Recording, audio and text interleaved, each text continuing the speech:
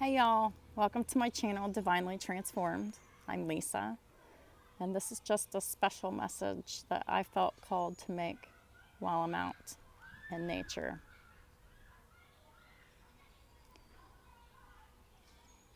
Since I live in a medium-sized town, I have to come to the park to find nature. But it's very relaxing because, I'm sitting with this tree and I've got my feet on the earth and I'm grounding myself. But I want to talk to you about self-worth.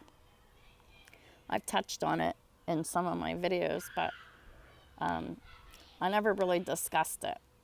What is self-worth? Well, it's how you feel about yourself. So we can all relate to having self-worth issues on some level, because this happens when, you, for whatever reason, you put yourself in situations providing access to people who hurt you and mistreat you and take advantage of you. And when this is done over a long period of time, this erodes away at how a person sees themselves. And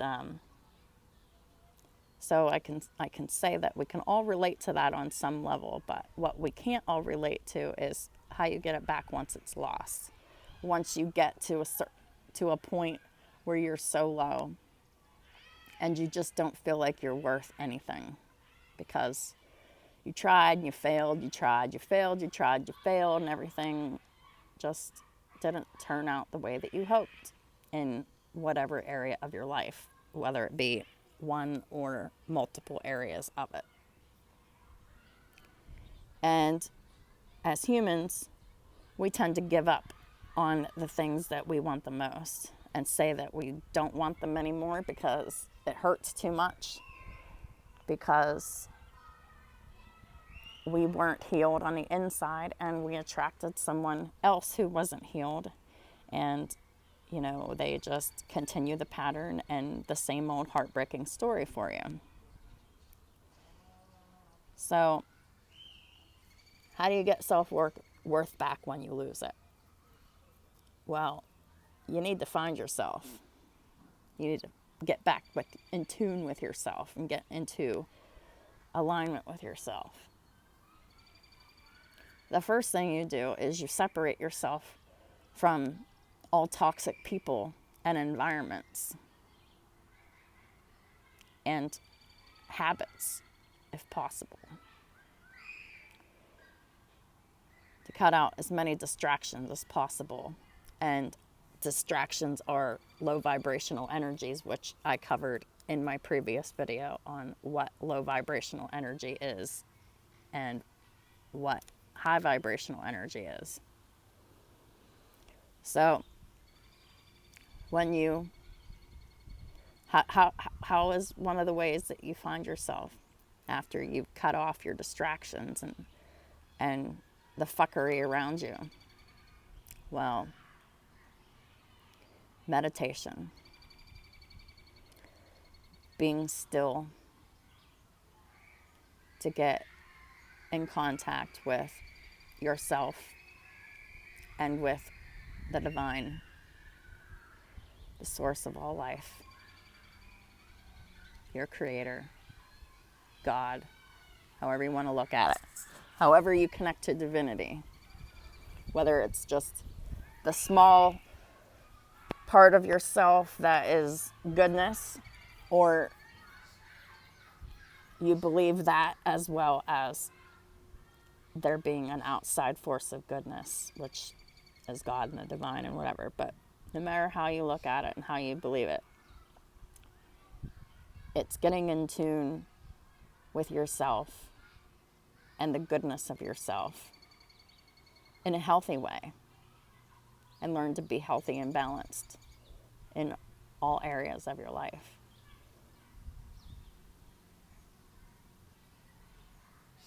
Your lifestyle must change to change your self-worth. Simple as that. Starts with meditation. then it goes with what you're consuming. Food, substances, electronics, what you give your time to, what you focus and work on. It'll help you reevaluate all your priorities, right? When you find your self-worth. Lots of times, there's these stories of people who they find someone, they meet them, and they fall in love with them. And they either don't tell that person that they love them, or they take that person for granted because they never truly loved themselves to begin with. They didn't see the value in themselves, so they couldn't see the value in the person that they loved completely. This happens a lot, and then you realize you fall in love with somebody and you're not healthy. And you realize this person might be too good for me. They keep putting up with my shit. I do this and that. I try to push them away. They keep staying. I don't understand it. But they fall in love with that person. And then when that person walks away to protect themselves, to nurture themselves, and to focus on other things, because that's rejection over and over and over again. And when someone is not reciprocating what you're putting into a connection or a relationship or dynamic or whatever,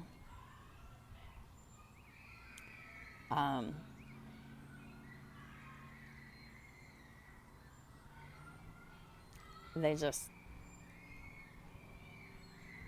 kind of sabotage the connection, and then they realize later that they made a mistake because they can't get that other person out of their head. This is where too little too late comes in. But it doesn't always have to be that way. Because in situations like that, I believe that if a person comes correct and they're coming in truth and honest and humility, bearing their souls and everything that they've done against the other person, to apologize and ask for forgiveness, I believe that person deserves forgiveness and deserves a chance to make things right.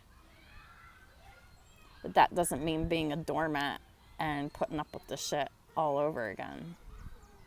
That means giving them a chance to prove themselves that they've changed.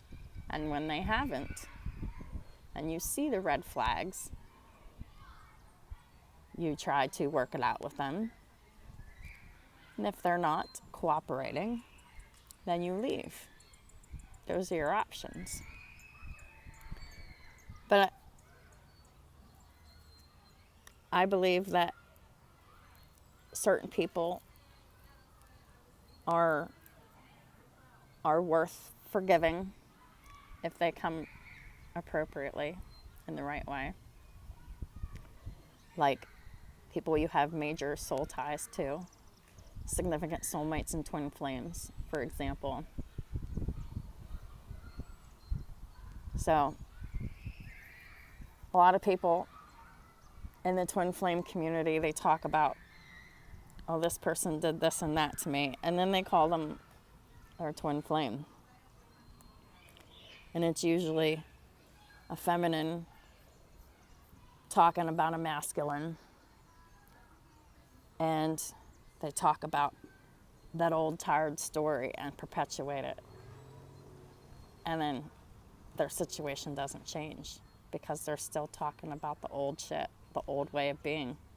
And it doesn't give that other person a chance in hell at raising their vibrations and changing, because You keep talking about it and bringing it up. See, early on, I recognized the need to not talk about my counterpart because I recognized the power of my words. And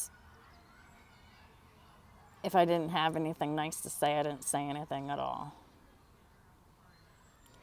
And when I did say stuff, I would always try to say it in a way that wasn't absolute, that it's this way for now, but it's not always going to be that way. And I would change negatives to positives on purpose. And I still do. And if and when my counterpart ever decides to come forth correctly, and I feel that it's genuine, I would forgive him every time and give him a chance every time. But what I would never let him do is take me back to the old way of being. To let him affect me like he affected me before. And in the ways that I mean is, I let his perpetual and constant rejection allow me to not take care of myself. And I was just doing self-abusive behaviors. And I did this for a very long time. And I only stopped doing this recently. And I'm never going back to the old way of being.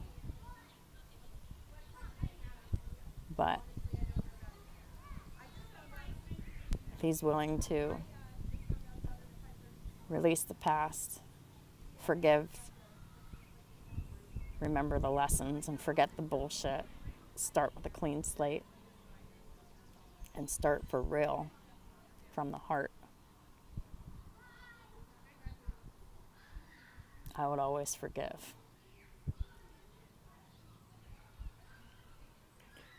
And give a chance. And chance. And chances and chances. As long as they wanted the chances, I would keep seeing if it was for real. But I would never let them drag me down again. But many people in the twin flame community talk about the lies and the cheating and the betrayal and, oh, what he did, what she did was unforgivable. But they're still watching tarot readings. They still want to know what's up with that person. And they're still talking badly about that person. This is a state of unforgiveness. And this is perpetuating the same old story over and over and over again.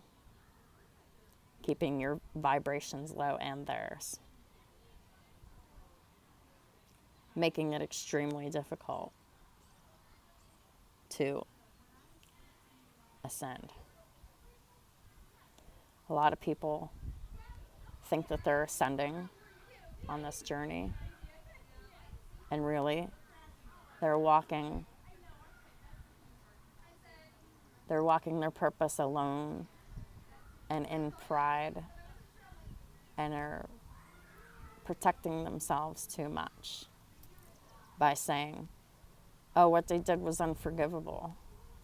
I could never forgive that.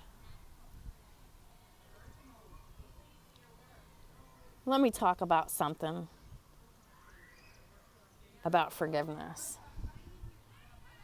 When you're talking about a twin flame counterpart and they're doing all this bullshit or whatever that's negative, causing drama, conflict, chaos, whatever, you have at one time done these things too, whether it was with this person or not. And if it wasn't something that you did, it was something that kept happening to you because of your programming, right? So this perpetuates keeping you stuck and keeping your counterpart stuck at the same time. Because when the feminine is stuck, the masculine is that much more stuck. And the way I see it is if you've already experienced it or you've done it, or both, it's for you to open your eyes up to what was unhealed inside of you all along. Not for you to just say, yep, that was just another asshole that did X, Y, and Z, and I want new, or I want nobody, or whatever.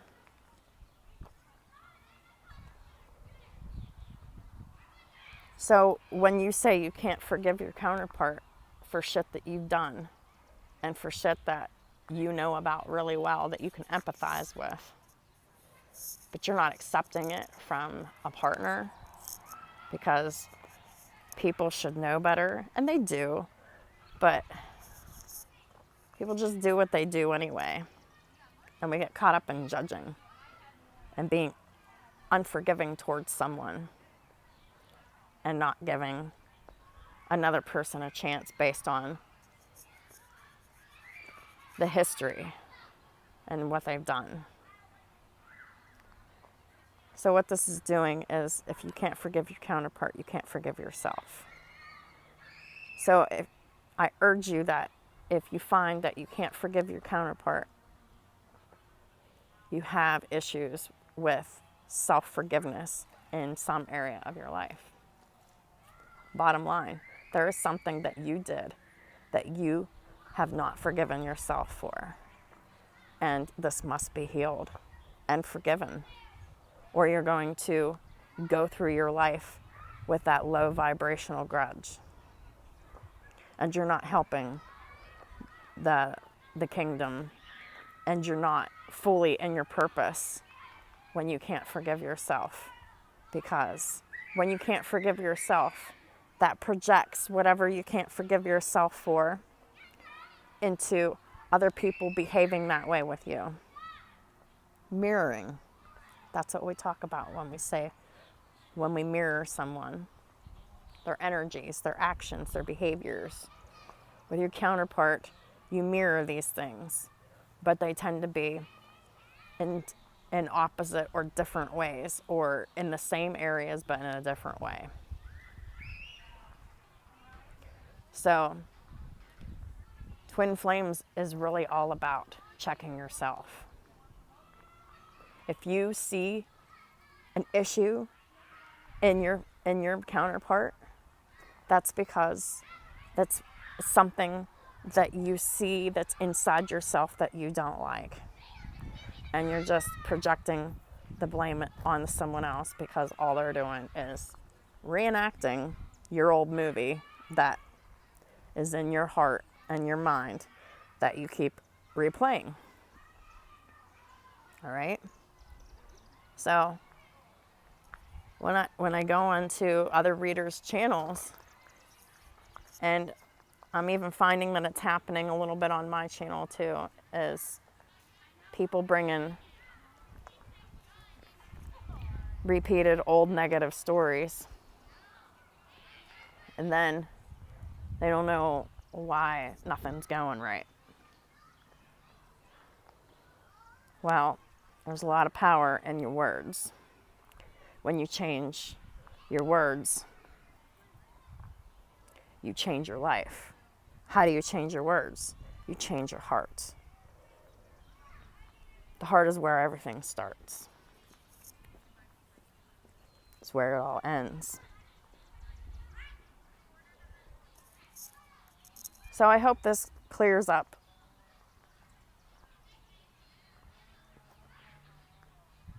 things.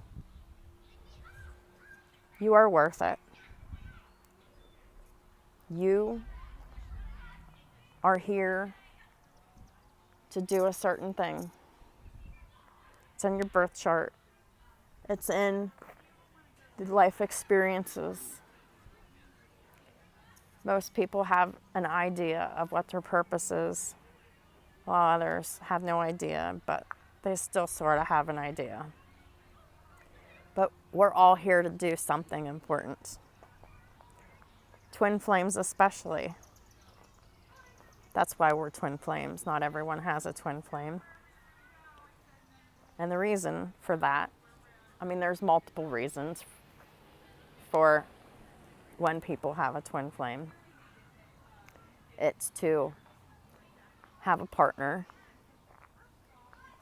ultimately, to share power, to share efforts to create more power in the right ways in order to do your purpose. And your counterpart normally has a similar or same purpose. Okay? And they're contracted to help you. Well, as twin flames, we're called to go to rock bottom as many times as it takes for us to learn our lessons and change our lives, and change ourselves from the heart out. Well,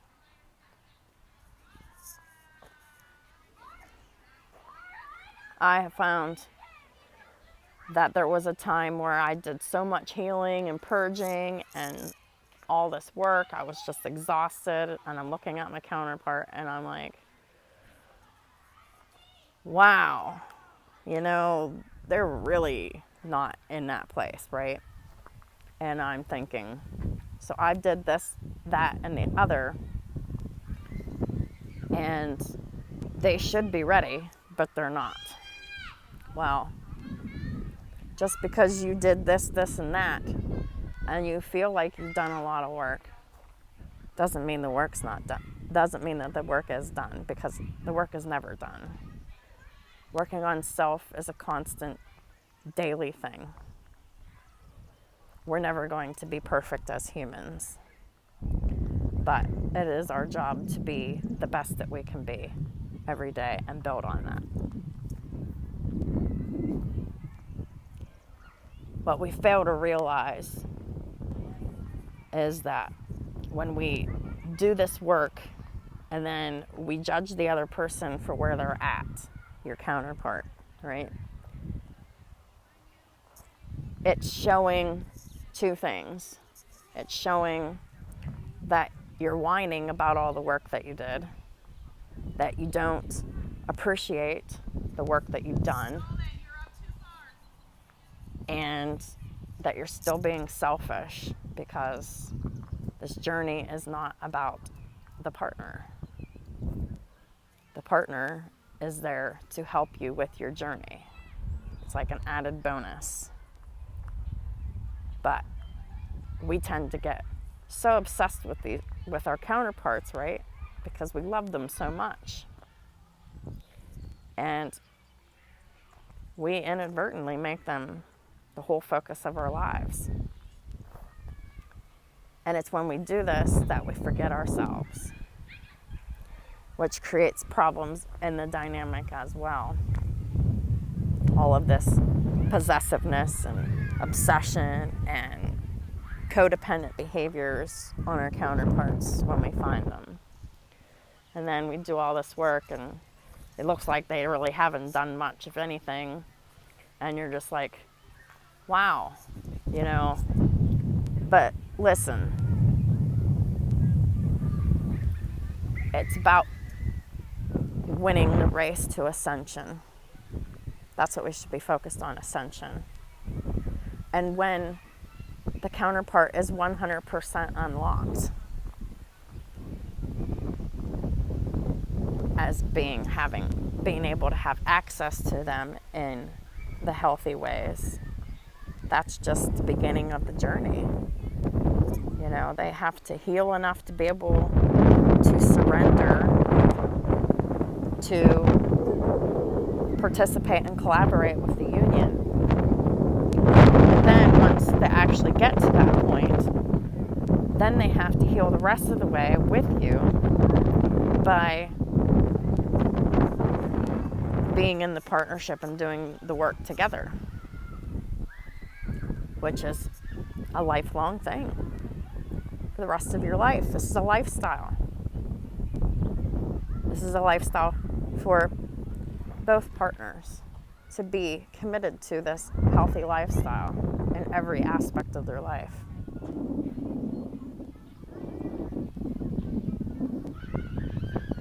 Let me even go a step further with this forgiveness stuff.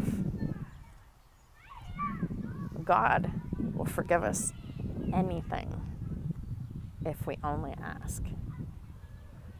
There is nothing on this wide green earth that we can do.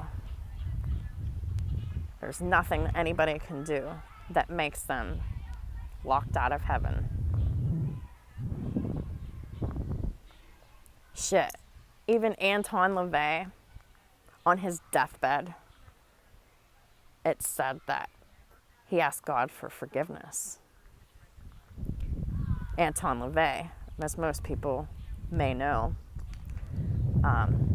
he was the founder of the Church of Satan, and he was a lifelong Satanist, and he has dedicated lots of time, money, and energy into turning everybody away from everything that's good. And this man, on his deathbed, cried out to God for forgiveness. And he was saved because he asked.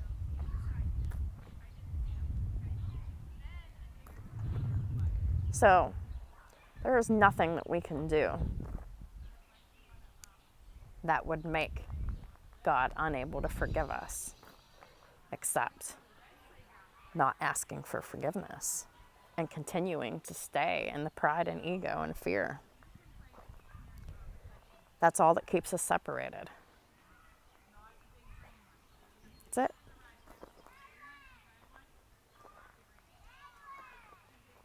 And that separation from God is only an illusion. It's basically like when you're a kid and you decide that you don't like the rules in your house and you decide you're going to run away from home. Or you move out if you're an adult, whatever. But you live in your parents' home and you run away or you move out. So your parents' house in this instance is God's house, the vibration of unconditional love and radical forgiveness.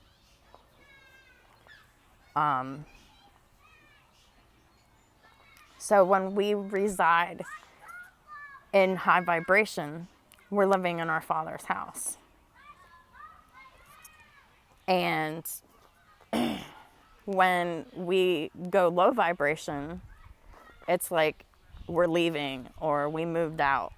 And because of that, we're not under the protection of the divine when we go into low vibrations. And then we are vulnerable to spiritual attacks, physical attacks, whatever. You name it. If you could think of it, it can happen. But if you stay in the protection of your Father's house, right? Of your parents' house, God's house, whatever, then your vibration's too high for those attacks and they miss you. And when those attacks happen to you, they're going under you. You don't live there anymore. So that energy goes back to where it came from. So that in a nutshell is spiritual warfare. And that. So basically I'm saying if God can forgive us anything, and we can understand and or we have done the things to other people that our twin flame has done to us, then I say it's bullshit that you can't forgive your twin flame. I say it's bullshit that you can't say good things about them. Even if they never did a good thing the whole time that you knew them. It's about changing your perception to see the higher perspective of it, and to grant them compassion and empathy anyway, whether you're collaborating with them actively or not.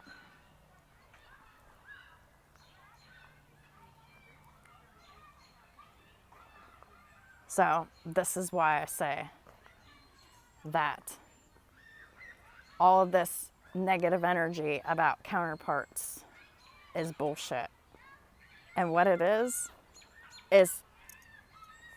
low vibrational spiritual attacks on twin flames to keep them from coming into power. That's what it is. And how I think of it, right, as a divine feminine with a counterpart,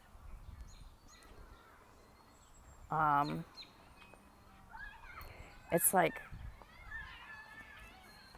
God put one person on the planet for you to learn with, to collaborate with, to help each other change and grow. Your twin, your counterpart, right? And when you do this, it's not nice, it's not pretty, because shit's going bad and you don't know what to do. But you're still learning and growing from each other. And it sucks because there's all kinds of malicious things done in the dark. There's lies, there's secrets, there's bullshit. But when the counterparts can align and come together in truth, honesty, and compassion, the only way that that can happen is through the divine feminine's full ascension and her non-focus on her counterpart, to let their counterpart do what they need to do to work out their karma in private. Working out their karma is going to be shit that hurts you. So why would you want to focus and pay attention on it? But at the same time, you should be able to understand it and be compassionate toward it, because you've already experienced it in your life with other people repeatedly. You should understand the behavior. And the behavior comes from people's programming, from how they were raised, past life karma, the karma they've accumulated over the course of their current life on top of past life karma. So all this shit comes into play.